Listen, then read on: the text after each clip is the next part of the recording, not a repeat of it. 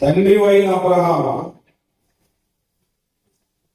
నా యందు కనికరము తన వేలి కొనను నీళ్లలో నుంచి నా నాలుకను చల్లార్చు లాజరును పంపము.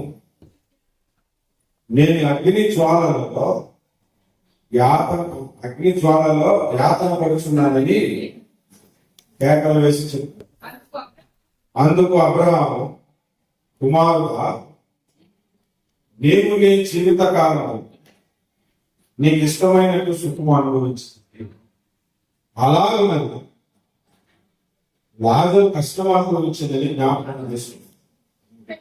ఇప్పుడైతే వాడు ఇక్కడ నెమ్మది పొందుతుంది, నీవు యాతన పరచు.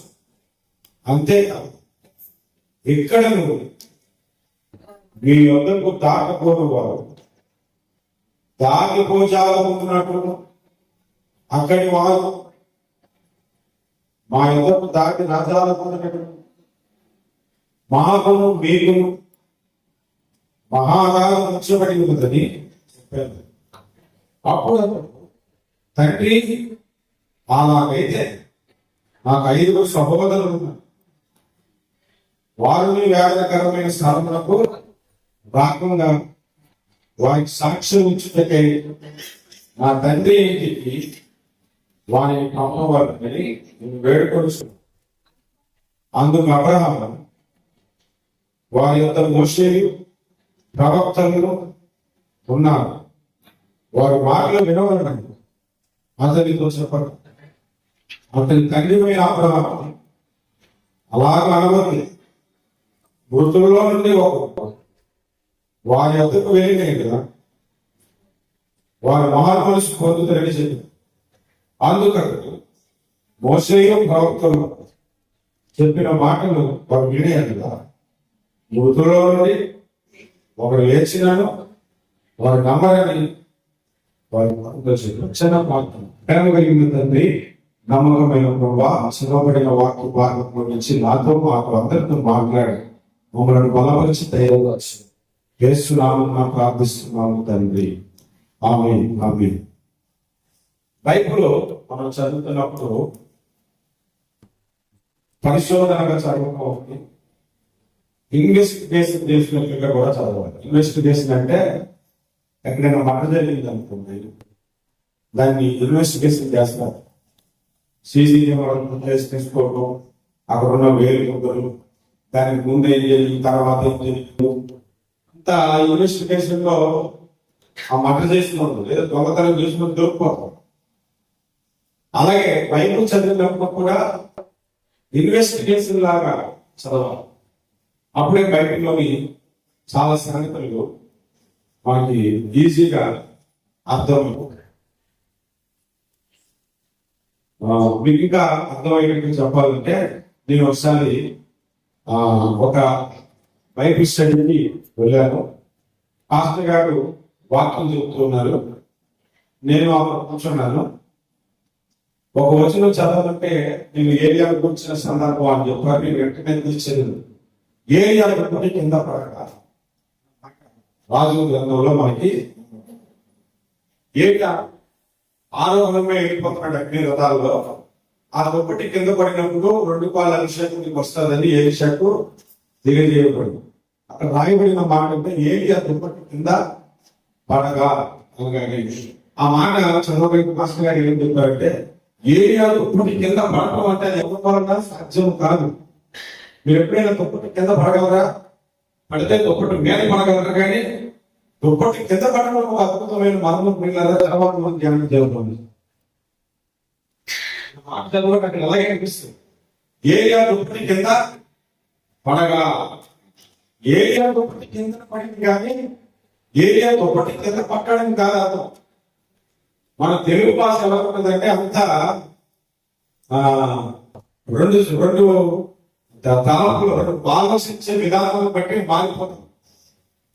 ఇంతకుముందు కూడా నేను చెప్పాను, ఒక సంగీత కళాకారుడు నేను పాట పాడతాను, తాళం ఏంటంటే వాడు బయట తాళం చూపెట్టి తాళం ఏంటి, దానికి తగ్గట్టుగా లైగా వాడు అలాగే బైబిల్ చదివేటప్పుడు ఇన్వెస్టిగేషన్ లాగా మనం ఎందుకు చదవాలంటే ఈ అధ్యాయం గురించి కొన్ని విషయాలు మేము ముందుకు తీసుకొస్తాను. దేవుడు ఏదో మాట్లాడతాడు అనే దాని మీద కారణంగా బైబిల్ చదవాలి, బైబిల్ ఎంత ఆశీర్వాదం ఉందా అనేది మీరు ఈరోజు తెలుసుకుంటాం. మొదటిగా ఇది ఉపమానం కాదు. This is not a parallel. ఇది ఉపమానం కాదు. ఉపమానం ఎక్కడ చెప్పబడినా పేరు చెప్పబడలేదు. పేరు చెప్పబడలేదు. ద్రాక్ష తోట గురించి కానీ, లేదా ఒక సమరయుడు యెరూషలేము నుంచి దిగి వస్తూ ఎరుకలో పట్టబడి ఉంటే అతనికి సమరయుడు ఎప్పుడు బిల్లాలని చెప్పిన ఉపమానాలన్నీ కూడా అవన్నీ ఉపమానం. ఇది ఉపమానం కాదు, ఇది చరిత్ర. ఇది చరిత్రను తెలుసుకోవడానికి ఇందులో ఉన్న ఆధారం ఏంటంటే మొట్టమొదటిది లాజరు అని ఒక వ్యక్తి పేరు చెప్పాడు. అంటే ఉపమానం కాదు, చరిత్ర అని మనకు ఈజీగానే అర్థమైపోతుంది. రెండవది, ఇది ఉపమానం కాదు చరిత్ర అనడానికి ఆ ధనవంతుడికి 5 సహోదరులు ఉన్నారు. అది కూడా ఇంకా మనం కొంచెం ఇన్వెస్టిగేషన్ లాగా ఈ అధ్యాయం మీద మనం ఫోకస్ చేస్తే ఈ చరిత్ర ఎప్పుడు జరిగింది? మీకు చదివారు కాబట్టి మొత్తం అంతా చదివారు, శ్రద్ధగా చదివారు, ఏ చదివాను మీరు విన్నారు, వింటూనే మీకు బయటలో చూస్తారు. ఎప్పుడు జరిగింది ఈ చరిత్ర? యేసు ప్రభు కాలంలో, అబ్రహాముకు ముందు కూడా అయ్యాడు, అబ్రహాము తర్వాతే. ఎందుకంటే అబ్రహాము అప్పటికి చనిపోయి పరదేశంలో ఉన్నట్టు, ఈ ధనవంతుడు లాజరు చనిపోయి అబ్రహాము ఉన్నాడు. లాజరు అబ్రహాము ఉన్నప్పుడు కొనుక్కోబడ్డాడు, ధనవంతుడు పాతాళానికి వెళ్ళిపోయాడు. అంటే అబ్రహాము కాలంలో చరిత్ర అయితే కాదు. మరి ఈ చరిత్ర ఎప్పుడు జరిగింది అని అంటే, ఆ ధనవంతుడు అబ్రహాముతో మాట్లాడుతున్నాడు. ఎవరు మాట్లాడుతున్నాడో మీకు చదివారు. లాజరు ఒకసారి పంపించు, నా నాలుగు ఎండిపోతుంది, అతను వేడి కొలను నీటిలో ఉంచి నాకు దాహం తీరుస్తాడేమో అని అంటే అది కుదరదు, మీకు మాకు మధ్యన పెద్ద అగాధము ఉన్నది అని అంటే, మరి అక్కడ జీవితకాలం హ్యాపీగా సుఖపడ్డావు, జీవితకాలం కష్టాలు పడ్డాడు, అందుకే నెమ్మది పొందుతున్నాడు, నీ జీవితకాలం ప్రభుని అంగీకరించలేదు. ఈ మాటల్లో అసత్యకంతో మనకి అక్కడ కనబడవు. అప్పుడు ఆ ధనవంతుడు ఏమన్నాడంటే, అయితే లాజరు నా దగ్గర పంపడం కుదరకపోతే భూమి మీదకి పంపించు, అక్కడ నాకు 5 సహోదరులు ఉన్నారు అని అంటే, అప్పుడు అబ్రహాము ఏమన్నాడు, అక్కడ మోషే ప్రవక్తలు ఉన్నారు అంటే అప్పుడు మోషే భూమి మీద బ్రతుకున్నావు. వీళ్ళిద్దరు చనిపోయినాక దీపో చరిత్ర, మోషే కాలపు చరిత్ర అని బయట చదివేటప్పుడు ఇన్వెస్టిగేషన్ లాగా చదవదు. అంటే మోషే కాలంలో జరిగిన ఒక సంఘటన పాత నిబంధనలో ఎక్కడ రాయబడలేదు, కానీ యేసు ఉపమానంగా దానిని ఎగ్జాంపుల్ వచ్చింది. మీకు అర్థమైంది? మొట్టమొదటిది అది ఉపమానం కాదు, చరిత్ర. రెండవది, ఆ చరిత్ర ఎప్పుడు జరిగింది? మోషే కాలంలో జరిగింది. ఈ 5 అన్నదమ్ముల గురించి కూడా ఒక వివరణ చెప్పినట్ట, ఆ చనిపోయిన ధనవంతుడు ఎవరు, ఆ చనిపోయిన లాజరు ఎవరు ఎప్పుడైనా గమనించారా? వాళ్ళు అన్యులు కాదు. లాజరు అన్యులు కాదు, ధనవంతుడు కూడా అన్యులు కాదు. ఇప్పుడు ఈ విషయాన్ని ఇన్వెస్టిగేషన్ మైండ్ ఆలోచించండి, ధ్యానపూర్వకంగా ఆలోచించండి. ఎందుకు కాదు? మీరు చదివిన దాంట్లో ఏం మాట వస్తుంది కాదనడానికి? ఈ ధనవంతుడు అబ్రహాం ఏమనిపించాడు? అది ఏమన్నాడు? తండ్రి అన్నాడు. ఇశ్రాయేలీయులందరికీ తండ్రి ఎవడు? అబ్రహాం. అంటే ఇది ఎవరు? ఇశ్రాయేలీయులు. ధనవంతుడే కానీ ఇశ్రాయేలు. లాజరు అతను ఇశ్రాయేలుడే. ఇశ్రాయేలు విషయం తెలుసుకున్నాం. మొదటగా మానవుడు. ఇది ఒక చరిత్ర. ఎప్పుడు జరిగిన చరిత్ర? మోషే కాలంలో జరిగిన ఒక చరిత్ర. మూడవది మనం ఏం నేర్చుకుంటున్నాము? వాళ్ళు ఇశ్రాయేలీలే, చనిపోయిన వాళ్ళు దేవుని ఎరిగిన వాళ్ళే.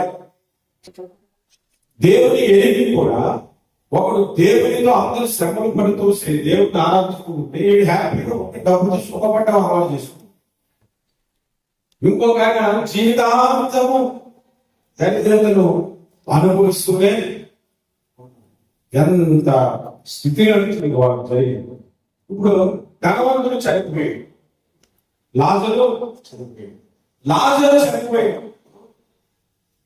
దేవదూతలు వచ్చారు.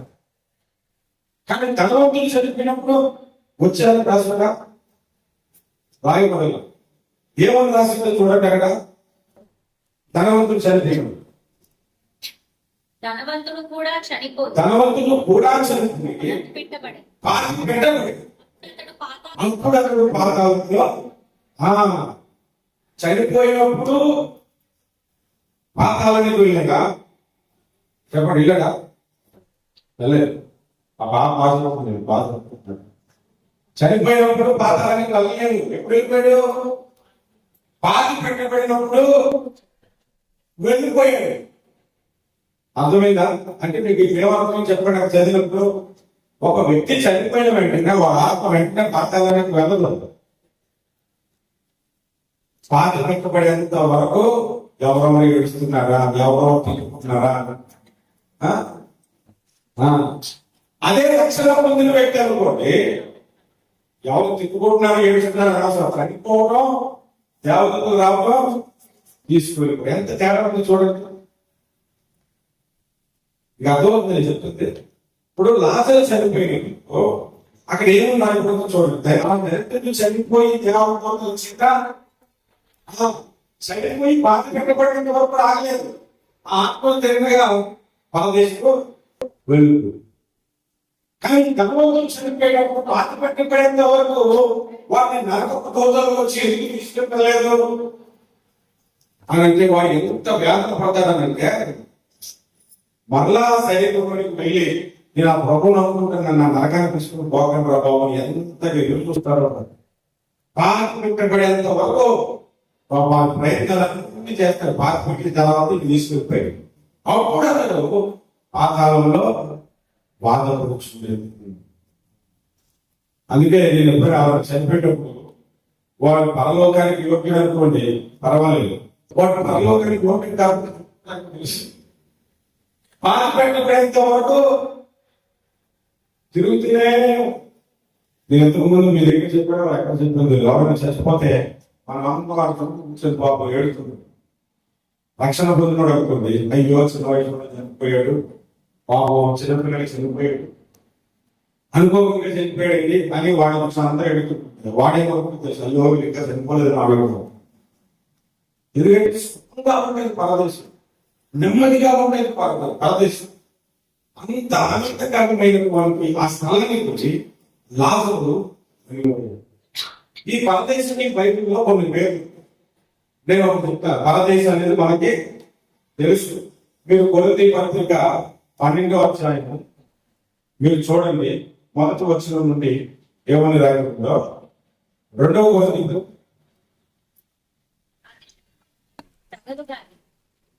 అతిశయపడుతారా తగదు కానీ అతిశయపడవలసి వచ్చింది. ప్రభు దర్శనం ప్రత్యక్షత చెప్పుదు. క్రీస్తు నందున్న ఒక మనిషిని నేను ఇక్కడ మీరు బాగా గమనించండి. క్రీస్తు నందు అంటే యేసు ప్రభు జీవిస్తున్న ఒక వ్యక్తి నేను ఎరుగుతాను. అక్కడ 14 సంవత్సరాల కిందట 3వ ఆకాశంలో కూడిపోబడి, అంటే 14 సంవత్సరాల కింద చనిపోయిన వ్యక్తిని 14 సంవత్సరాల తర్వాత ఈయన దర్శనంలో పరదేశం వెళ్ళాడు. దర్శనంలో పరదేశంకి వెళ్ళి ఆ వ్యక్తిని చూశాడు. ఇంకా చదువు అక్కడ శరీరంతో కొనుక్కోబడాను, శరీరం లేకపోబడాను. నేను ఎరువులో ఎందుకన్నాడు చెప్తాను చూడండి. ఆ శరీరంతో వెళ్ళేవాడు శరీరంతో ఉన్న తెలవకున్నాడు, ఆత్మ కూడా అలాగే. ఇప్పుడు మళ్ళా ఒక స్వార్థ 16వ అధ్యాయానికి వద్దాము. బైబిల్ స్టడీ లాగా నన్ను నేను చదువుతాను. ఒక వ్యక్తి చనిపోతుంటే ఆ వ్యక్తి ఆత్మ ఎలా ఉంటుంది అంటే, కొంతమంది ఏం చేశారంటే రౌండ్ గా ఒక వేసి 4 వేసి కింద ఆత్మ అనుకుంటుంది.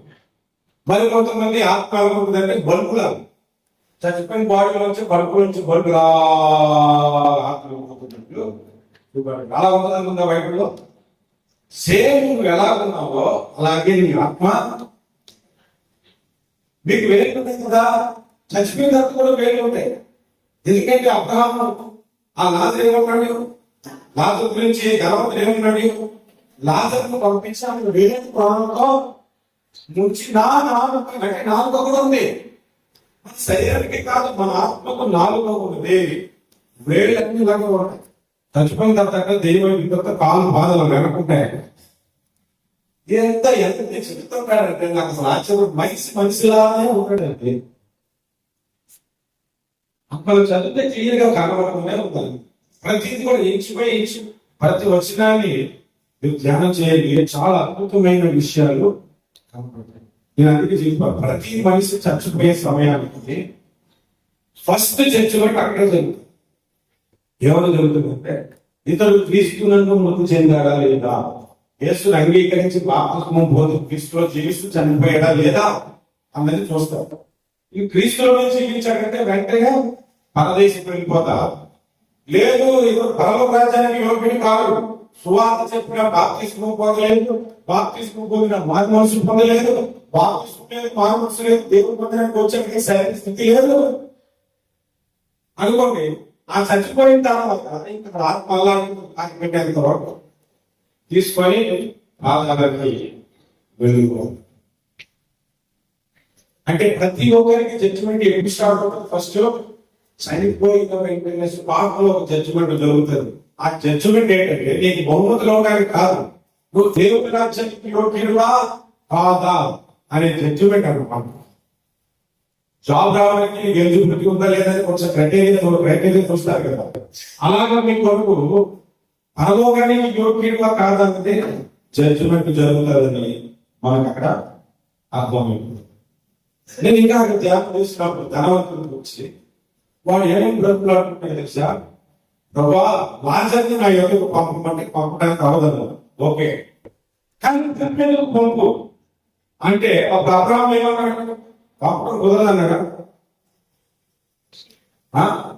కుదురుతుంది.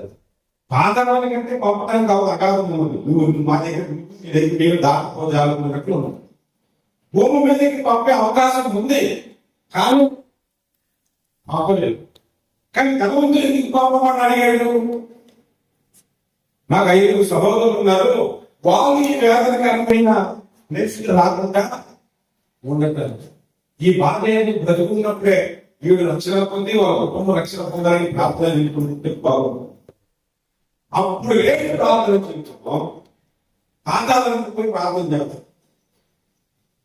మళ్ళీ ఏమంటాడంటే వాళ్ళ తమ్ముళ్ళకి క్యారెక్టర్ కూర్చున్నాడు, వాళ్ళ సహోదరులకి క్యారెక్టర్.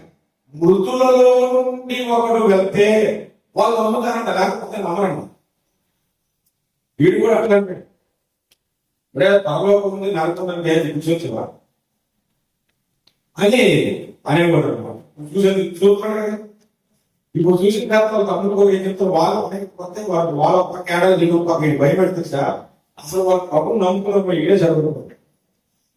అక్కడికి వచ్చే ఖచ్చితంగా పడుకుంటారు భయపడము, కనీసం వాళ్ళ దగ్గర కన్నా పప్పు అని అబ్రహాముని బ్రతుకున్నాడు.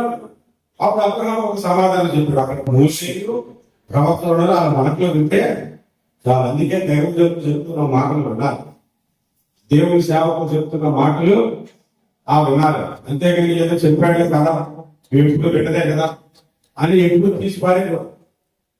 ఒక కప్పట అక్కడ ఇక్కడ తిరుగుతుకుంటూ ఒంటరిగా తిరుగుతుంది. ఎవరు లేక ఒంటరి అనే పాట తిరుగుతూ ఒక బండ దగ్గరికి వెళ్ళిందంట. బండ కింద నీళ్ళు ఉన్నాయి. చాలా కప్పలు పైకి పైకి కప్పిలా చూస్తున్నాను. ఈ కప్ప చూసి ఆ నీటిలో పెట్టింది. అబ్బా మొత్తం మా వాళ్ళంతా ఇక్కడే ఉన్నారు అని చాలా ఆనందపడిపోయి, విన్నాను ఒంటరిగా ఉన్నాను, మా వాళ్ళ దగ్గర చేరుకున్నాను అని ఆనందపడిపోయి. ఈలోగా ఒక సమయం తర్వాత చాకులు వచ్చింది. ఓ బట్టలు పట్టుకొచ్చి భర్తగా తీసి ఆ బంధం మీద బతకడం మొదలు పెట్టాడు. సాకులో పనులు మీరు ఎప్పుడైనా చూసారు లేదు మేము అని సౌండ్ అవుతుంది. ఈ నోట్ కాకుండా గాలి పడుతుందని నాకు చాలా రోజులు డౌట్ లేదు.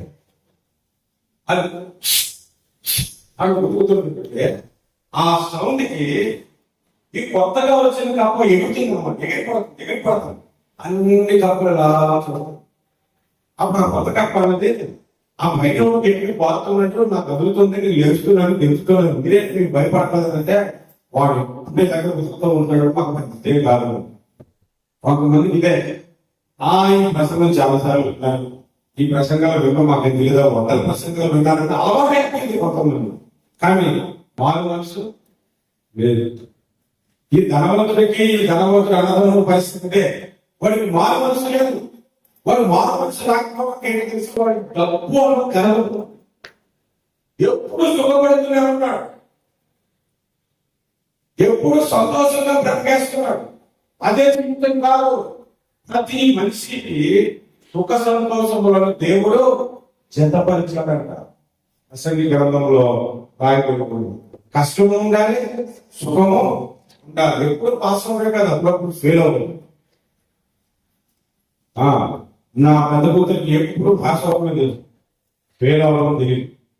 రీసెంట్ గా మాకు ఎగ్జామ్ ఉంది, జ్వరం వచ్చింది, యూరోప్ నుంచి కాల్ చేసింది. కానీ నీకు విషయం చెప్తాను, నువ్వు ట్యాక్సీ పడుకోవు అని ఈ ట్యాక్సీ పడుకోవు చదువుకోవచ్చు అని అంటే నువ్వు ట్యాక్సీ పడకూడదు, నేనే ట్యాక్సీ పడలేదు, ఉదయం ట్యాక్సీ పడుకోదంటే నాకు ఉదయం నుంచి మోసం చేయకపోతాను డాడీ అంటే. అవునా డాక్టర్ దగ్గర ఏం లేదులే, తర్వాత జ్వరంలో వచ్చింది డాడీ. ఏమైందమ్మా అంటే ఏమో డాడీ ఏమైంది చెప్పాడు. పాపం బయట చెప్పంటే నేను ఎగ్జామ్ ఫెయిల్ అయిపోయింది డాడీ అని ఏడ్చాను. ఏడ్చేస్తే అప్పుడు వాళ్ళ అమ్మ బాగా చదవాలి కదా, వాళ్ళ అమ్మ చదువు విషయంలో ఒప్పుకో. నేను ఎందుకు కూడా అన్నిటికీ నేను మధ్యలో పోను. నేను అన్నాను పోతాను ఒకసారి దానికి నాకు ధైర్యం అంతే. ఒక్క మొక్కలో ధైర్యం వచ్చేసి నిన్నే ఎగ్జామ్స్ వచ్చాను, పాస్ అయ్యిందని చెప్పి రీ ఎగ్జామ్ మళ్ళా రెండోసారి అదే ఎగ్జామ్ పెట్టాయి, పాస్ అయ్యింది. వేరేపోతే ఇంత బాగా కానీ నాకు నిజంగా వాళ్ళ రోజు నుంచి టెన్షన్ పడుతున్నాను. ఎప్పుడు పాస్ అయితే మనకు జీవితం తెలియదు, ఫెయిల్ అయిపోతేనే తెలుస్తుంది. మన అన్నదమ్ములు ఎప్పుడు మనతో సంతోషం ఉంటే తెలియదు. అప్పుడప్పుడు వాళ్ళు మోసం చేసేస్తే మోసం పోతున్నాయని మాట్లాడుకుంటుంటే అప్పుడు కదా మన జీవితం వెలుగు వస్తుంది. హల్లెలూయా హల్లెలూయా. నేను మా తమ్ముడిని నమ్మి 3 కోర్సులు ఇల్లు కట్టించేసి వాడికి సెల్స్ కట్టేసి అన్ని నా పేరు మీద పెట్టుకున్నాను. వాడు ఎంతో మోసం చేసేటట్టు ఎంఆర్ఓ 5 లక్షలు ఇచ్చాడు. మొత్తం బిల్డింగ్ అంతా వాడి పేరు మీదకి మార్చేసుకున్నాను. నేను వైజాగ్ రాగానే ఇంట్లో కూడా రాకపోలేదు, ఇంట్లో సామాన్తో సహా వాడు గ్రాప్ చేసేసాడు. అప్పుడు నాకు బయట లాక్కోండి చెప్పాను. ఏమవుతుందంటే అసలు అన్నదమ్ములు నమ్మొద్దని మొట్టమొదటి బయటలోని కయ్యం దేవుడి చెప్పిన మనకే పడాలి. కొన్నిసార్లు ఇష్టమే మనకు కొన్ని పాఠాలు నేర్పిస్తారు, నేర్పిస్తారు. ఎప్పుడు డబ్బు వచ్చింది అనుకున్నాడు బాగా చూడండి, బాగా డబ్బున్న మెగా పాస్టర్స్ ఉన్నారు కదా, డబ్బున్నారు. వాళ్ళు ఎంతసేపు దీవించిపోతావు అంతే, ఇంకో దీవించిపోతావు, ఇంకో దీవించిపోతావు, ఇంకో దీవించిపోతావు తప్ప బైబిల్లో నీ లోపల విషయాలు చూడటం వాళ్ళకి ప్రతి విషయంలో కూడా మనం జాగ్రత్తగా గమనించాలి.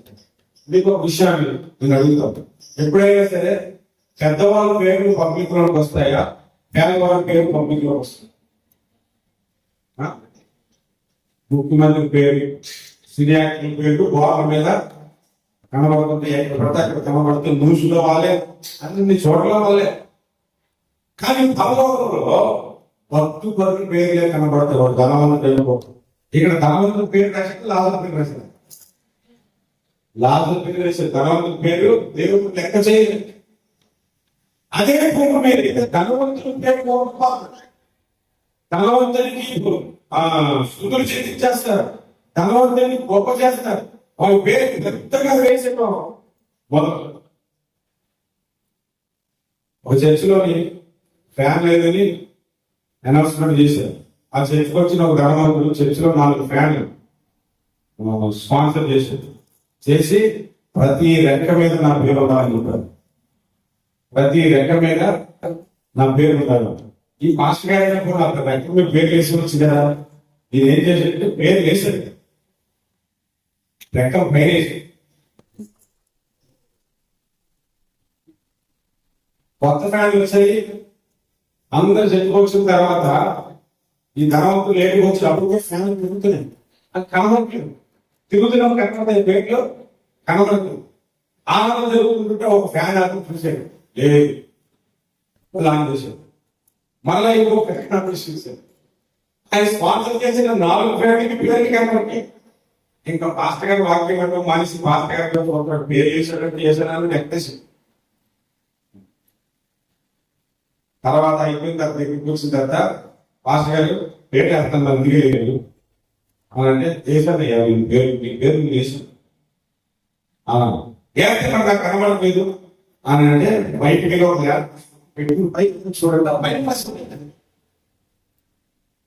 అదే సార్ రాయాలంటే పేరు రాయమన్నామని రాశారు, కానీ అందరికీ కనబడేటట్టు పెట్టుకోవద్దు, దేవునికి కనబడేటట్లే లేవు. ఈ పాపం నేను చెప్పడానికి ఇచ్చాను, నా సొంత ఫ్యాన్ ఎంత దమ్మును పాస్ ఉంది నిజంగా. కొంతమంది మనం ఇచ్చామనుకో, నేను ఇచ్చాను తీయలేమన్నా 10 సార్లు చెప్పాలి. చెప్పకపోతే ఒప్పుకోడు. నేను ఇచ్చాను 5వ పెళ్లికి అయితే ఈడు చదివిస్తారు తెలుసా మీకు, కొద్ది కానుక చదివిస్తారు కదా. ఫలానా వాళ్ళు 350 రూపాయలు 116 ఇచ్చారు, ఓ భయం ఎట్టి సేపు 50 గంటలు చదివించుకుంటారు. క్రైస్తవులు ఏది ఇచ్చినా దేవుడికి తెలియాలన్నట్లుగానే ఇవ్వాలి. ఈ ధనవంతుడు ఏం చేసినా పంపిస్తుంటే భూమి మీద లాభం ఏం చేసినా ఎంత ప్రారంభం చేసినా ఎవరికో తెలియదు. పరలోకం వెళ్ళిపోయిన తర్వాత పరదేశం వెళ్ళిన తర్వాత దీని పేరు పరదేశం అంటే నెమ్మది గల ప్రాంతం. ఒకసారి ఒక వ్యక్తి చనిపోయే పరిస్థితుల్లో ఉన్నాడంట. ప్రార్థన చేసుకుంటే దేవుడు బ్రతికించాడు. ఈలోగా పడిపోయిన గోపం వచ్చారు. పడిపోయిన గోపాలకి దేవుడి దగ్గర నుంచి పడిపోయిన గోపం ఉన్నారు. వచ్చిన తర్వాత నువ్వు యేసుప్రభువుని నమ్ముకున్నావు కదా, పరలోకానికి వెళ్తావా నరకానికి వెళ్తావా అని అడిగితే, నీ పరలోకానికి వెళ్తాను నరకానికి వెళ్తాను అన్నాడు. సరే పరలోకం ఎలా ఉంటుందో నీకు తెలుసా మరి నాకు తెలియదు. ఇప్పుడు నరకం ఎలా ఉంటుందో నీకు తెలుసా అని అన్నాడు. తెలియదు. సరే నరకాన్ని చూపెడతాను చూడు అన్నాడు. నరకాన్ని చూపెడితే అలా చేయాలి, నరకం కనబడదు. ముగ్గురేసి 4 హీరోయిన్తో చేస్తారు. అబ్బాబ్బాబ్బా ఎంత బాగుందని నరకం అన్నాడు. మరి పరలోకం వెళ్తే నరకానికి వెళ్తానంటే పరలోకం కూడా చూపించి అప్పుడు నేను పరలోకానికి వెళ్తాను నరకానికి వెళ్ళాలో నిర్ణయించుకున్నానంటే అప్పుడు మళ్ళీ ప్రేమలో చూపించాడు. పరలోకం కనిపించింది. అందరూ తెల్లవారిని ధరించుకొని ఆరాధన చేస్తున్నారు. ప్రభా స్తోత్రం ఆరాధన చేస్తున్నారు, ఆనందంతో.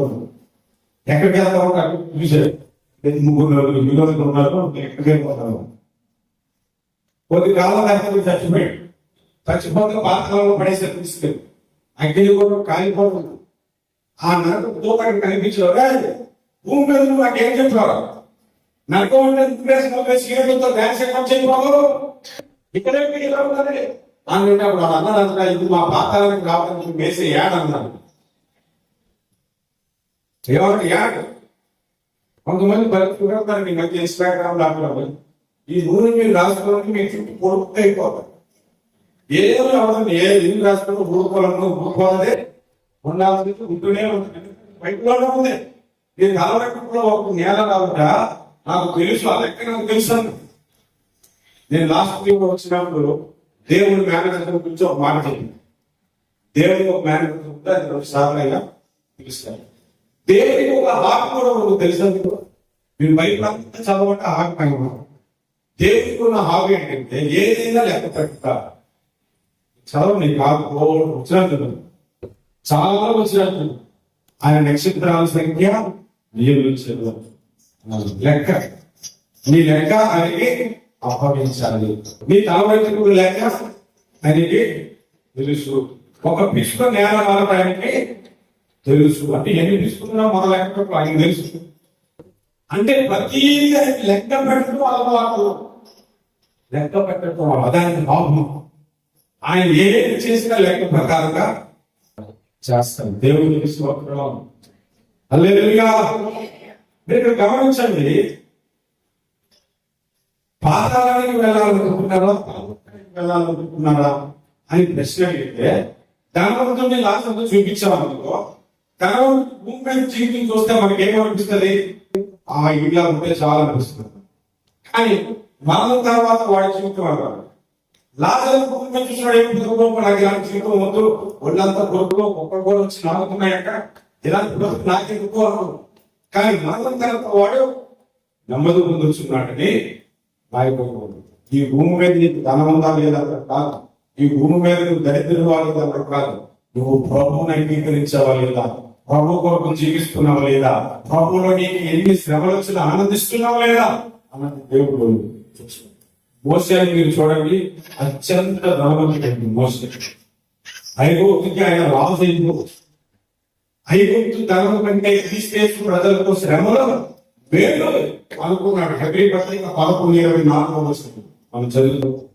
ఐగుప్తు ధనం కంటే తీసేసి ప్రజలతో శ్రమలు వేరు అనుకున్నాడు అన్నాడు మోసే. మోసేకు విజయాలంటే సకల ఐగుప్తు విజయాలన్నింటిలో ప్రాధాన్యతకు గలవాడు. ఆయనకి నోటు మాంద్యం లేదు, మీకు తెలుసుకోలేదు. మనకి ఏమో చదువుతాం బైబిల్లో, ఆయన బుద్ధి లేదు. తర్వాత చాలా మందికి విషయం తెలియదు. అందుకే అక్కడ బయట చదివేటప్పుడు ఇన్వెస్టిగేషన్ చేయాలి. మీరు అపోస్తుల కార్యాలు 7వ అధ్యాయం చదవండి. ఆయనకి నోటు మాంద్యం లేదు. ఆయన మాట్లాడటం అనారోగ్యంగా మాట్లాడగలిగిన వాడని రాష్ట్రంలో అధ్యాయం అవుతుంది జరుగుతుంది. నోటి మాంద్యం కలిగిన వాడిని ఎందుకు అంటున్నాడు? దేని కొరకు అంటున్నాడు అనంటే ఆయనకు నోటు మాంద్యం మొదలు లేదు. చాలా తెలుసు ఎందుకు వచ్చిందంటే, మనిషి ఎంతకాలం దొరుకుతాడు అంటే దేవుడు ఆయన ఒక ఆన్సర్ చెప్పాడు. 70 లేక 80, అధిక బలం ఉంటే 80. మనిషి ఆయుష్ 70 సంవత్సరాలు. అర్థమైందండి? అది దేవుడు ఆయనకి ఎప్పుడో చెప్పాడు ఆ విషయం. వాళ్ళ అమ్మ కూడా మోసేని ఎలా పెంచిందంటే, చిన్నప్పటి నుంచి నువ్వు దేవుని బిడ్డవురా, నువ్వు దేవుని కొరకు జీవించాలి, ఇశ్రాయేలు ప్రజలకు వినిపించే నాయకుడు నీవు అని చిన్నతనం నుంచి విశ్వాసం 3 నెలలు దాచి పుట్టించి, ఆ తర్వాత మరో దగ్గరికి వెళ్ళిన మళ్ళీ ఈమె తల్లిగా పెరిగింది. అప్పుడు కూడా అన్ని నేర్పిస్తూ పెరిగింది. ఆయన హృదయంలో ఒక భాగంలో ఎప్పటికైనా ఇశ్రాయేలును నేను నడిపించాలి, ఇశ్రాయేలును కనాను దేశానికి తీసుకెళ్లిన నాయకుడికి దేవుడు నన్ను ఏర్పాటు చేశాడు నుండి ఆయన హృదయంలో. అలాంటి మోసే నన్ను దుఃఖభా ఎవరైనా చూసుకొని ఎందుకన్నాడు? అలాంటి మోసే మనకు బయట చదివితే నన్ను కాకపోతే ఎవరైనా ఏర్పాటు చేసుకొని ఎందుకన్నాడంటే, ఆయన ఒక తెలుసు నా వయసు 80 ఏళ్ళు వచ్చేసి 80 ఏళ్ళు సేవ వచ్చాడు. ఎవరు? మోసే. మొదటి 40 ఏళ్ళు ఐగుప్తులో ఉంటాడు, ఒకరిని చంపేశాడు, పారిపోయాడు. మిగిలిన 40 ఏళ్ళు విద్యారణ్యంలో గొర్రెలు కాసుకుంటూ బ్రతికాడు. 80 ఏళ్ళు వాయుస్ అయిపోయింది కంప్లీట్. 80 ఏళ్ళ తర్వాత దేవుడు సేవ వచ్చాడు. 80 ఏళ్ళు వయసు ఉండేసరికి నేను దేవుడు సేవ అమ్మ చెప్పింది, ఇది దేవుడు వాగానది, ఇంకో వాగానది, ఇప్పుడు వచ్చి దేవుడు సేవ చేసేది లేదు, దేవుడి కొరకు నేను జీవించట్లేదని నరసేపు దేవుడి కొరకు నా జీవితం జరగట్లేదని టెన్షన్ పడిపోతే వచ్చేసింది అన్నమాట ఆయన నోటి మాంద్యము. అందుకే అపోస్తుల కార్యాలయంలో ఆయన నోటు మాంద్యము లేనివాడు, అనాథలతో మాట్లాడగలిగిన వాడు అని రాసింది. నిర్గమకాండకు వస్తే అతడు నోటు మాంద్యం కలిగిన వాడని, అంటే బలము బాగుంది అనుకునే సమయంలో, నోటు మాంద్యం లేదు అనుకునే సమయంలో, వయసు అయిపోయింది అనుకున్న సమయంలో దేవుడు సేవ కలిసి అప్పుడు ఆశీర్వదించారు. మనమేది ఏమనుకుంటే ఇంకేముంది అనుకుంటాం. అప్పుడు ఇచ్చాడంటే సేవ. దేవుడు అంతే అండి, మనకి ఇంకా సమయం లేదు, మన బలంలో మనం చేసేది అనుకున్నప్పుడు చేయండి. దేవుడికి తెలుసు ఎప్పుడు చేయాలో, ఎలా చేయాలో. అప్పుడు మొదలు పెట్టాడు ఉపయోగం బయట పాపాలను కూడా మనుషులకి ఆయుష్ 70 సంవత్సరాలు అధిక బలం ఉంటే 80. ఆయన పాట మొదలుపెట్టి పాట రాసి పాడినప్పుడు 81, 82లో పాడాడు, 83లో పాడాడు, 85లో పాడాడు, 86 సంవత్సరం వచ్చింది పాడాడు, 90 వచ్చింది పాడాడు, 100 ఏళ్ళు వచ్చింది పాడాడు, 47 ఏడు పోయి అధిక బలం ఉంటే 80 సంవత్సరాలు మరి 100 సంవత్సరం బతికేవారంటే నా 2 సంవత్సరాలకి నా ఆయుష్ అయిపోయింది. ఇదంతా బేస్ దేవుడు నాకు ఇచ్చాడు. హల్లెలూయా హల్లెలూయా. ఒక ఇన్వెస్టిగేషన్ మైండ్ దేవుడు మనకు పాఠాలు. ఈ చరిత్ర ఎప్పుడు జరిగింది? మోసే కాలంలో జరిగింది. ఉన్నటువంటి మోసే దగ్గర ఎన్నికైనప్పుడు మోసే కాలంలో జరిగినప్పుడు మోసే ఒక సాక్షిగా ఈ మధ్య బ్రతుకుతున్నప్పుడు ఈ ధర్మవంతుని ఎందుకు తనకున్న డబ్బులు బట్టి సృష్టించాడు? మోసే ఒక వ్యక్తి, ఒక రాజుగా ఉన్న వ్యక్తి ఐగుప్తు ధనము కంటే క్రీస్తు ప్రజలతో శ్రమలు మేలనుకుని వచ్చేస్తే ఈ ధనము అనుకుంటుందా, ఈ ధనములను పదవి చేస్తుందా, ఎన్ని కనుక్కోలేకపోయాడు. ఇందులో వీడు చెడిపోయింది కనుక అందరూ వచ్చాడు. పైగా ఈ విశ్వాసం మృత్యులో నుంచి ఒకటి వెళ్తే నమ్ముతాడు. ఈయనకంటే గౌరవ విశ్వాసం కూడా ఉన్నారు. ఎందుకంటే మృత్యులో నుంచి లేచిన యేసుని గురించి మనం ఎదుగుతున్నాం. దీనికి తెలియదు. మృతుల నుంచి లేచిన యేసుని గురించి ఏమీ కూడా కొంతమంది ఇంకా బాప్తిస్మం పొందడానికి భయపడతారు, కొంతమంది ఇంకా ప్రభువుని అంగీకరించడానికి వెనకాడతారు. మరణం తర్వాత ఒక జీవితం ఉంది అన్న సంగతి తెలిసి కూడా ప్రభువుని అంగీకరించడానికి ఇష్టపడదు. మొత్తంగా ఈ పాఠం మనకి ఎన్నో పాఠాలను నేర్పిస్తుంది. నేను ఒక ప్రశ్న అడుగుతాను, చెప్పండి. ఆరోగ్యవంతుడైన పాపని నరకానికి పోతుంది, రోగి అయిన మనుషులు పరలోకానికి పోతుంది. ఏం కావాలి మనకు? భోగం కావాలా? ఏం కావాలి? పరిశుద్ధత కావాలి. ఒకటి అవసరం ఎవరికి కావాలన్నది బాబాయ్ నేను నాకు ఉన్నప్పుడు మిస్ అయ్యాను తప్ప వస్తే వద్దని అడగండి. నువ్వు ఆరోగ్యంగా ఉన్నా అనారోగ్యంగా ఉన్నా పరిశుద్ధత ఇంపార్టెంట్. నేను ఏమైనా చెప్పండి, తర్వాత పరిశుద్ధత లేదు. లాజరుకి ఎన్నో శ్రమలు వచ్చాయి. ఆ శ్రమలో కోపంతో బుద్ధులాడచ్చు, ఆ శ్రమలో దేవుడిని దృష్టించవచ్చు, దేవుడిని బాధపరచవచ్చు, ఎందుకు ఈ భక్తిని నడుకోవచ్చు. కానీ పరిశుద్ధతకు విలువనిచ్చాడు. పరిశుభ్రంగా జీవించడానికి ఆయన ఇష్టపడ్డాడు. ప్రతిఫలం పరలోకంలో కనిపించి నా భార్యకి ముందు ఒకసారి చేతిలో పేరు స్నేహితుడు తర్వాత బలి కనిపించిందని బాగుంటాను. ఎవరి ఇంటికైనా ఇంటికి వెళ్ళిన ముందు బాత్రూమ్ నేను సేఫ్ అంటే అప్పుడు ఈ గంట నిన్న ఏం జరిగిందంటే ఏసీ రిపేర్ అయిపోయింది. దాన్ని కడిగించడానికి ఏసీ వాడు పిలిపించింది. వాళ్ళు కడగడానికి ఒక బకెట్ అడిగాడు. నేను బయటకు వెళ్ళి బకెట్ తెచ్చాను. పోయి అన్ని మళ్ళీ నేను రావు బయట నుంచి బకెట్ తెచ్చాను. ఆ బకెట్ కనిపించింది. అది నాకు తెలియదు. తీసుకొచ్చి అది కూర్చున్నప్పుడు గడ్డ మీద పడి కడగానే మన హాల్కి ఎక్కిపోయి పైకి ఎక్కిపోయి తప్ప కూర్చుంది. ఆ పనిని పంపించారంటే ఆ ఏసు వాడు అక్కడ తప్ప వాడు దాన్ని ఇలా చూసాడు. అంటే అది వెళ్ళిపోయిందో తెలియదు. మంచం అంతా ఇప్పి డోర్ తీసి పట్టేసి అన్ని ఎత్తి ఎంత సత్తు చేసినా అది బయటకు రాదు. నేను అన్నది మధ్యాహ్నం పన్ను లేదు, బండిని చంపే కదా బతుకుడు కొలుపుతుంది. అదేమన్నా అది నువ్వు ఆ ఏ సందులో నేను కొనుక్కోగల నాకేం చేస్తావో తెలియదు. 3 గంటలు ప్రార్థన చేస్తుంది. బాబా మా ఆయన నా బండి నాకు కనపడదు. ఆ బండి మా ఆయన కనపడి చంపేయాలి. అంత భయం లేదు. నేను సాయంత్రం స్నానం చేసిన బట్టలన్నీ సూట్ కేసులో పెట్టుకొని డోర్ దగ్గర కూర్చొని అక్కడ మర్చిపోతుంది కదా నేను దేశాలను వెంటనే పట్టుకొని బయట తెలిసింది. నీవు పిలిచి ప్రార్థన దేవుడు ఆలోచించాడు. అమ్మయ్యా దేవాలయ స్తోత్రం.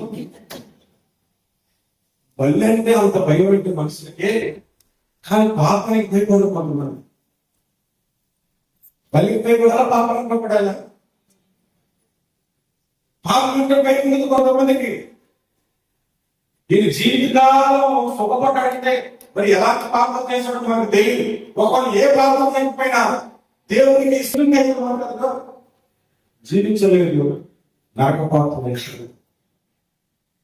లాజరు జీవితాంతం శ్రమ పొందిన దేవుని వైపు పొందుకుంటూనే ఉన్నాడు. అందుకే ఎన్ని కష్టాలు వచ్చినా, ఎన్ని ఇబ్బందులు వచ్చినా, ఎన్ని నిందలు వచ్చినా, ఎన్ని అవమానం వచ్చినా, ఎవరు అర్థం చేసుకోకపోయి నా దేవుని దృష్టిలో నేను నీతిగా బ్రతికితే చాలు అనే మనసు చూసావా, దాని కొరకు ప్రయాసపడతారు చూసావా, దాని కొరకే బ్రతకడానికి ఇష్టపడతారు చూసావా, వాళ్ళని పరలోకంగా పోతుంది. పరలోకం చార్లెస్ స్పిర్జన్ అని మంచి దైవసేవకుడు, అతనికి ద కింగ్ ఆఫ్ సర్మన్స్ అని పెట్టారు. అంటే ప్రసంగ రాజు అని ఆయనకి ప్రసంగ రాజు. అంత అద్భుతమైన ప్రసంగాలు చేస్తారు ఆయన. ప్రసంగాలు మనకి ఇంటర్నెట్ లో దొరుకుతాయి, వాయిస్ టైప్ గా మనకి మొత్తం దొరుకుతాయి. మనం ఓపిక ఇంగ్లీష్ చదువుతూ చేయలేదు. ఆయన మూడు విషయాలు.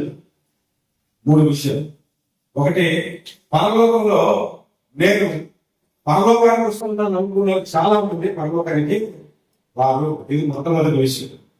రెండవది, వీడు ఖచ్చితంగా పరలోకానికి నరకానికి పోతాడు అనుకున్నాను కొంతమంది నేను పరలోకంలో చూస్తాను, అది రెండవ విషయం.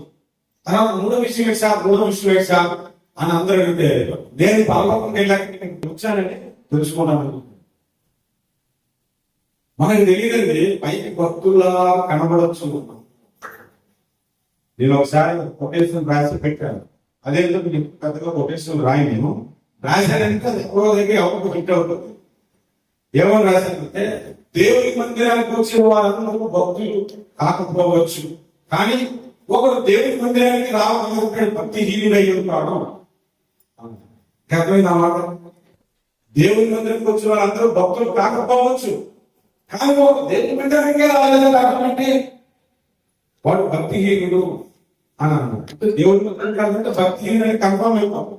మరి వచ్చిన వాళ్ళందరూ భక్తులు అంటే మనకు తెలియదు. అరే వెనక చర్చికి ఎంత కాలం ప్రార్థన చేస్తున్నాను, నువ్వుతో ప్రార్థన చేస్తున్నాను, మోకాలు నడిచిపోచ్చాను, పాట పాడను, అన్ని చేశాను, నువ్వు కనబడలేదు అనుకో.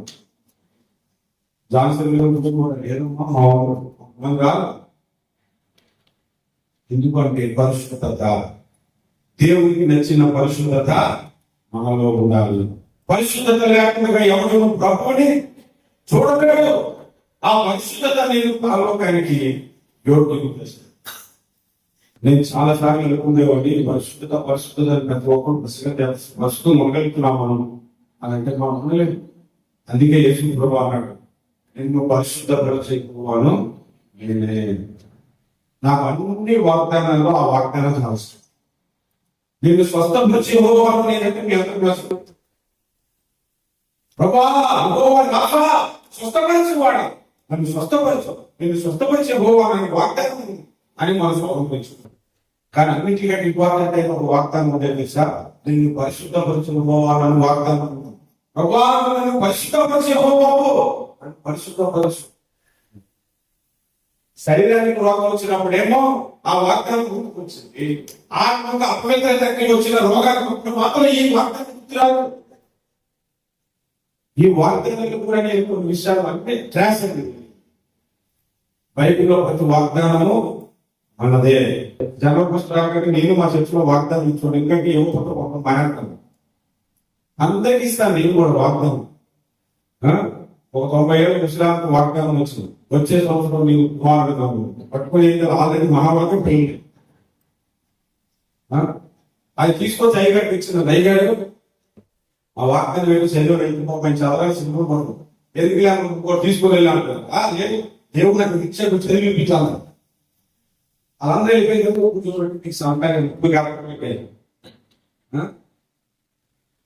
కొన్ని వాగ్దానాలలో ఎన్ని క్లాస్ అంటే అదే లాటరీ కాదు, వాగ్దానాలు. బైబిల్లో ప్రతి వాగ్దానము ప్రతి సందర్భము స్వతంత్రించుకోవాల్సిందే. అంటే నిన్ను పరిశుద్ధపరిచే వాగ్దానం చూశారు, అదందరికీ ఉదాహరణకు ఈ సహోదరికి జనవరి వచ్చింది, నేను స్వస్థపరచు యెహోవాను అని వాగ్దానం అవ్వచ్చు. ఇంకొక ఆమె వచ్చింది, ఆమె మంచి భోజనంతో నిన్ను తృప్తిపరిచేదను అని వాగ్దానం వచ్చింది. ఆ మంచి భోజనంతో తృప్తిపరిచేదని వాగ్దానం పొందుకున్న ఆమెకు సడన్ గా ఆరోగ్యం బాగాలేదు, ఆశపట్ల పాలైపోయింది. అక్కడికి ప్రార్థన చేసిందని ప్రభావం స్వస్థపరిచి ఇవ్వాలని అన్నావు అంటే ఆ వాగ్దానం నేను ఇవ్వలేదు మనకి దాని అన్న కదా. అంటే ఆ వాగ్దానం నీకు రాకపోయినా అనుకుని నీకు పనికొస్తుందనే కదా. దీని వాగ్దానం ఎందుకు తీసుకుంటాడంటే ఆ వాగ్దానం ఒకటే కాదు, అన్ని నావే. కాకపోతే ఏదైనా ఈ రోజుకి ఏదైనా ఉపయోగకరంగా ఉంటుందో ప్రార్థన చేయడానికి తీసుకుంటాను. ప్రతి ఒక్కరు కూడా స్వతంత్రించుకోవాల్సిన వాగ్దానం ఉంది. నన్ను పరిశుద్ధపరచు యెహోవా నీవే నన్ను పరిశుద్ధం. ప్రతి రోజు ఈ వాగ్దానాన్ని మనం అనుభవించాలి, మనము స్వతంత్రించుకోవాలి. ఇంకోసారి అర్థంలో చూసుకుంటే మొదలవుతుంది అనుకుంటాను. అయినా నేను పరిస్థితులకి ఏమమ్మగా నిగయగలిగితే యవ్వనంగా ఉంటారు. నా కొడుకు పుట్టి చనిపోయాడు, ఇప్పుడు ఆయనకు 14 ఏళ్ళు. నేను 60-70 ఏళ్ళు చనిపోయిన తర్వాత నేను వెళ్ళాను అనుకోండి, వారికి మీసాలతో డాడీ అని అనుకుంటున్నాను. అందరంతా వెంటనే గుర్తుకొచ్చారు.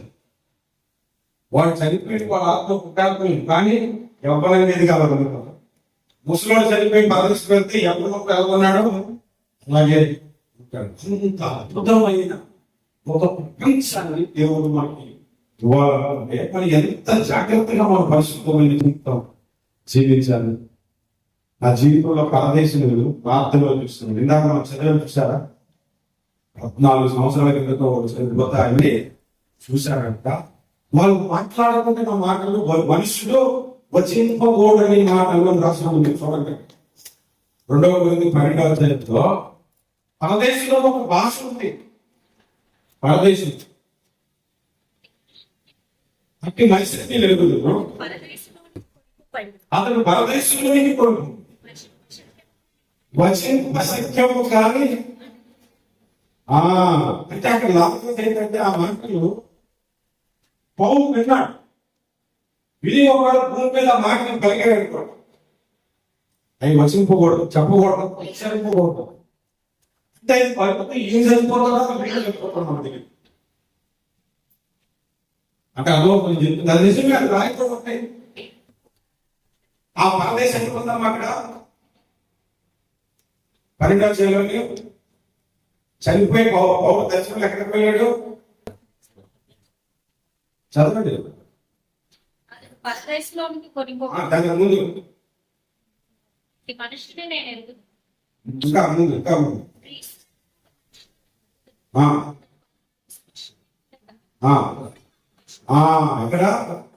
పరదేశం అయిపోతుంది. అవునా? లాజరు గురించి చదివిన ఎక్కడుంది? భూమి క్రింద పాతాళం పక్కనే పరదేశం ఉంది. నీకు నాకు దాచకాలకు ఉన్నట్లు అన్నట్టు రకాలు పరదేశం అయిపోతుంది,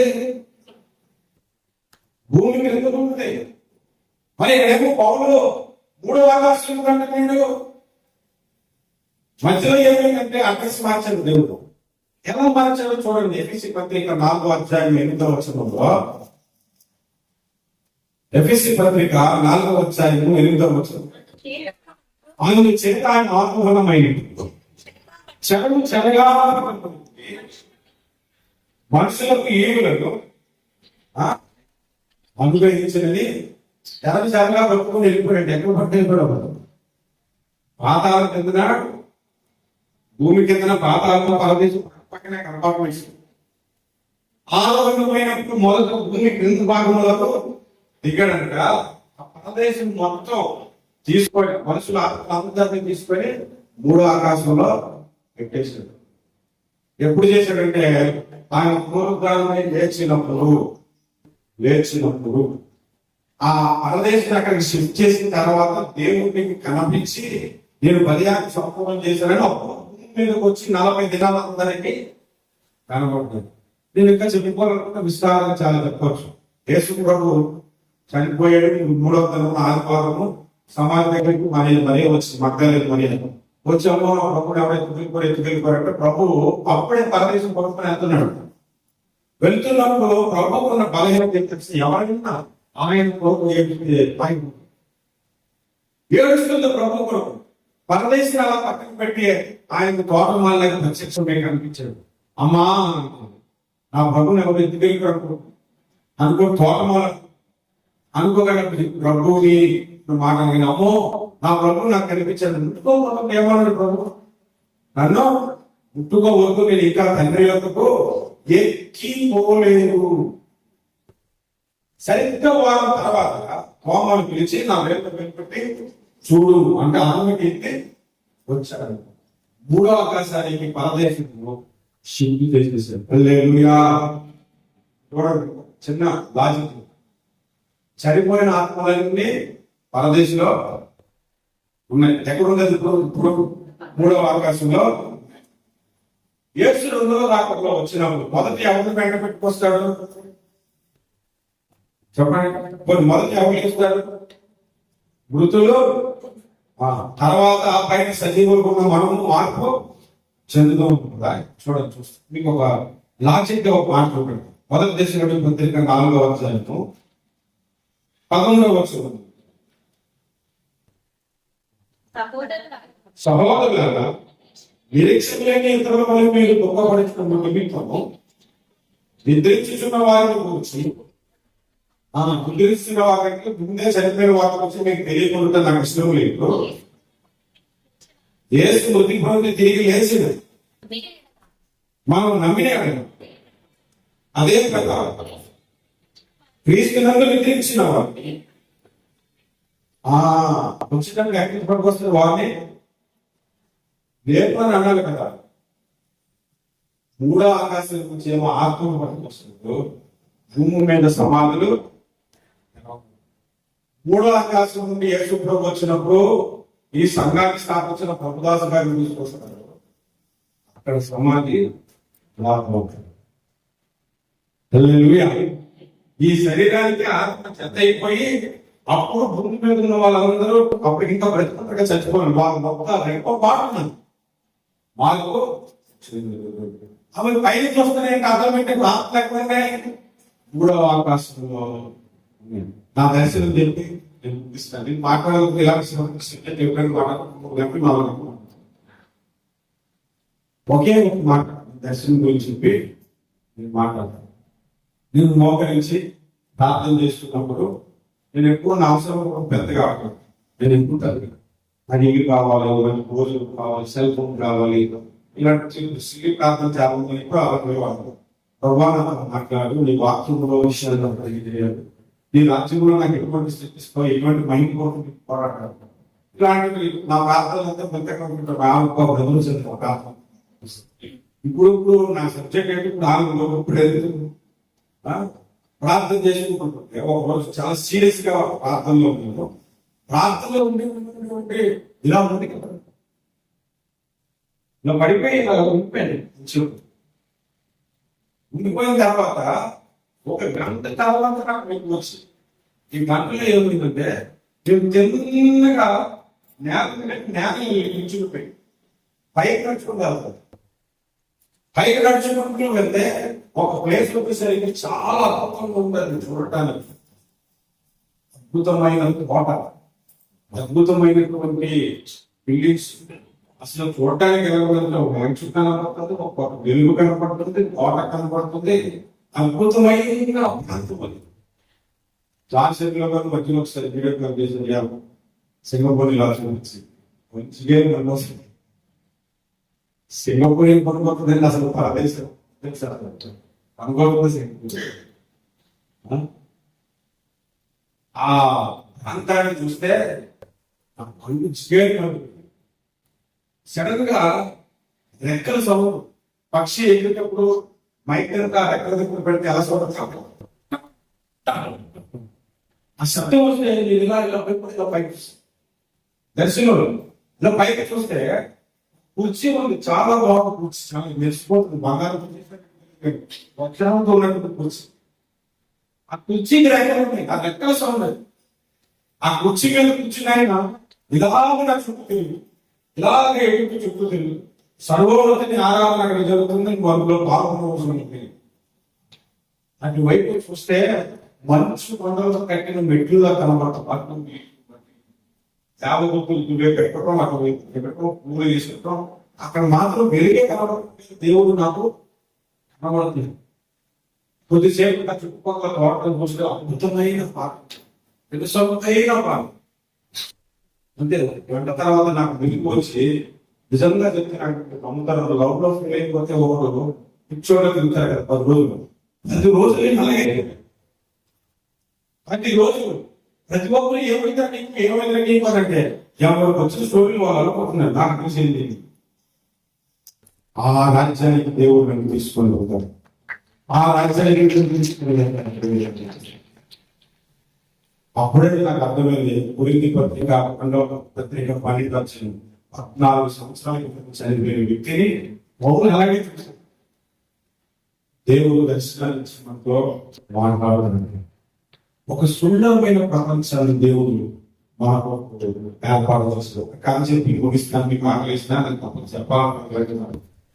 నేను ఒకే ఒక కథ ఏంటంటే, ఒక పని మనిషి చచ్చిపోయిన తర్వాత పరదేశం వెళ్ళిపోయి పరలోకానికి కూడా చేరిపోయింది. కొద్ది రోజుల తర్వాత యజమాని రోజు చనిపోయి ఆమె కూడా పరదేశం పరలోకానికి చేరుకుంది. చేరుకుంటూ వెళ్ళిపోతుంటే ఒక దగ్గర అద్భుతమైన బిల్డింగ్ కనిపిస్తుంది. అక్షరాలు కనపడితే దేవతకి బిల్డింగ్ అంటే ఆ ఒక ఆమె బిల్డింగ్ ఎవరాలంటే ఆ అమ్మాయి ఇంట్లో బయటకు వచ్చింది. ఇంట్లో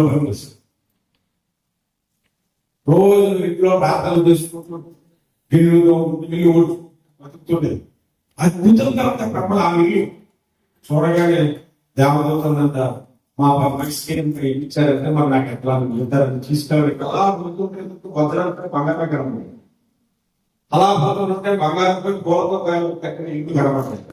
తీసుకెళ్ళి అందులో పెట్టారు.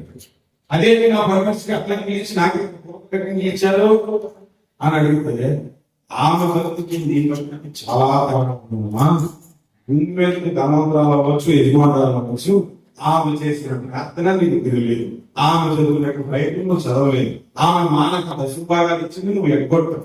ఆమె ఒక కానుక ఇచ్చింది, నువ్వు ఎగ్గొట్టావు. ఆమె మందిరానికి ఇచ్చింది, నువ్వు ఒక రోజు రావు. ఇంకా దేవుడు దేవుళ్ళ పరలోకానికి లేవు అని చెప్పింది. ఈ కథ నేను చెప్పాను, మీరు ఆలోచించుకోండి. పరలోకంలో మీకు ఎలా ఇస్తుంది కావాలో అన్ని వాళ్ళు భక్తి కొరకు మోకాల మీద ఏడ్చి ప్రార్థన, అటువంటి భక్తి కొరకు ప్రార్థనా కొరకు ఏడ్చి ప్రభువుని హల్లెలూయా హల్లెలూయా. ఈ పరదేశం పాతాళం ఈ రెండింటిలో ఏది కోరుకోవాలో దేవుడు మనతో మాట్లాడుతుంది. జీవమరణం ఏది కూర్చున్నాడో నీకు ఏది కావాలో చూసుకోమని ప్రభు మనతో మాట్లాడుతున్నాడు. మీకు ఏది కావాలనుకుంటున్నారో దాని కొరకు మోకరించి ప్రార్థన చేసుకుని ప్రభు బలంలో పాల్గొని సిలువలోని దొంగ ఆలోకాలకు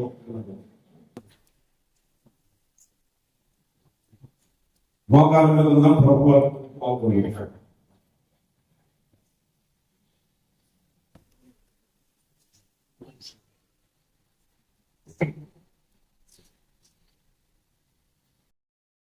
Please subscribe to our channel, press the notification button and like our videos. Thank you for watching.